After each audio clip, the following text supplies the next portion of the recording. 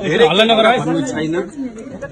अब पार्टी कार्यालयका सबै कोठाहरू, मजदुर वाइसिएलका पनि कार्यालयहरूको अवलोकन हामीले गर्यौं। निकै ठूलो क्षति भएको त हामीले देख्यौं।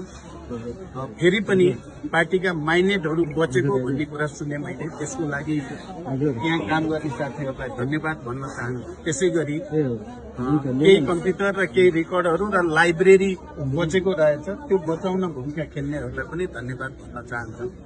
अहिले सफाई कार्यक्रममा सबै युवा कमरेडहरू तपाईहरू सबै सहभागी हुनुभएको छ र 2 दिनमा नै तपाईहरूले सफाईलाई एउटा स्तरमा पुर्याइसक्नु भएको रहेछ।